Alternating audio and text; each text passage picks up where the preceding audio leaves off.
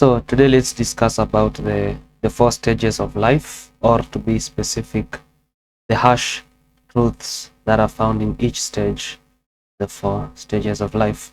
So when you're looking at the stages of life, we're looking at birth, education, marriage, and death. Among these stages, only one of them happens by chance, or maybe more than one, but the first one happens by chance. But the stage of birth happens by chance because nobody has given consent to be born. So it just happened, you exist, you just come into existence because two people decided to mingle, and they brought you onto this earth. So this first stage happens by chance, and it is a stage that marks the beginning of your life. So here are some harsh truths about birth. First, you don't give consent for your existence, you just exist.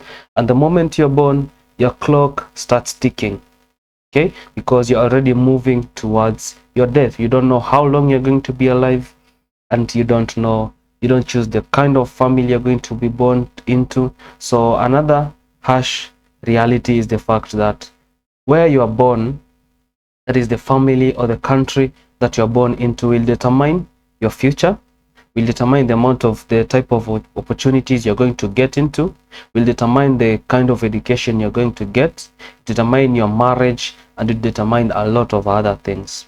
That is the harsh realities, the stage of birth. Okay, so after birth, we're talking about education. Now, as I have said, birth will determine your education. So that means if you're born into a good family, you're going to get some good quality education, you're going to get the right amount of education, the resources, and all the other things as far as education is concerned. But there are some harsh realities about education, because there are some people who are born into poor families, but they end up getting good education. But as we're seeing currently, is education is more than the school. It's not all about going to good schools to determine that you're going to be successful. Life has its own tricks. It plays a lot of tricks on us, because we have some people who passed. As there's this book that says that maybe the people who are running the businesses are B students, and the A students, they end up being employed by the governments, and blah blah blah blah blah. So education is a good privilege, but to the right people. Okay, so you might get a good education, but things don't turn out well for you.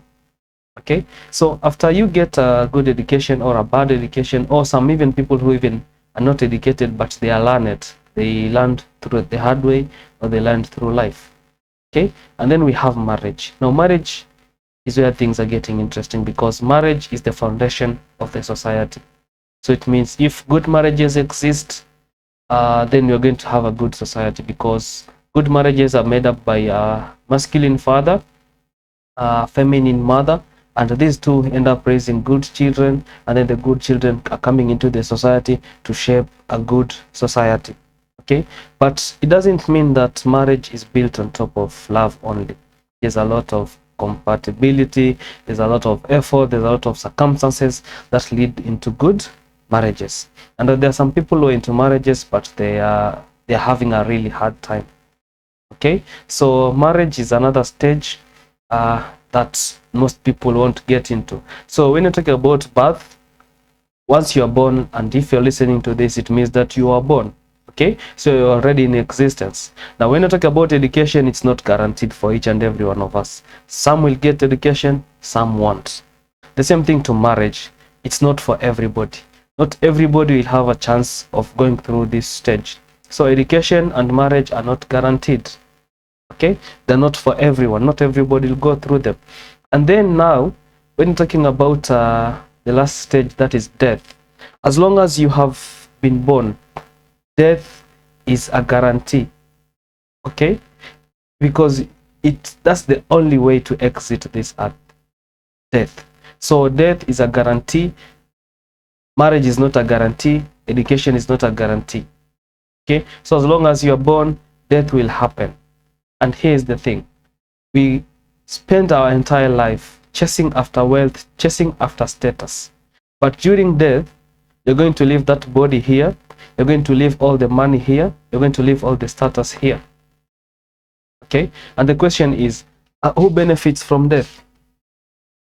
Nobody knows that, because once you're dead, nobody knows what happens after. And if you're going to find out what happens after death, then it means you are no longer among the living. So as you're living, you need to understand that birth, once you have undergone birth, that is, you're brought into existence, education is not guaranteed. If you get it, well and good. Marriage is not a guarantee. If you get it, well and good. But death is guaranteed to each and every one of us. Okay, so we should be able to live this life knowing that as much as these things, some of these stages, we're going to go through them. There are some people who are privileged enough to go through all the 4 stages. Some of them are privileged to go through birth and death. Some are privileged to go 3 or more stages. But eventually, at the end of the day, we need to understand that in life, eventually, we'll need to exit it. So we should live a good life. Okay, so here are my closing thoughts. Here's the truth about life. If you're born, you will die. Education and marriage are not guaranteed to each and every one of us, and they entirely depend on the family. And as I've said, family is the foundation of the society.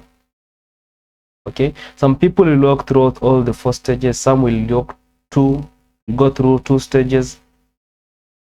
Okay, but at the end of the day, the impact you leave is what matters. But to what end? Okay, because it's your life. Nobody knows what happens after it. Okay, so once your story has begun and you're listening to this, I want to urge you that just live a good life and try to have a lot of humanity, because I believe at the end of the day, as far as life is concerned, humanity is by far the most satisfying thing we can ever encounter in this world. Okay, because you'll chase after wealth. Fine, we need money, we need to have status, but it's not a need anyway. It's something you can do without, because I tend to believe that at the end of it all, on your deathbed, you won't be asking about the title deed or maybe the documents. You'll be thinking of the memories that you've spent helping people, because the most satisfying thing to a human is helping another person. So guys, that's my view on the stages of life.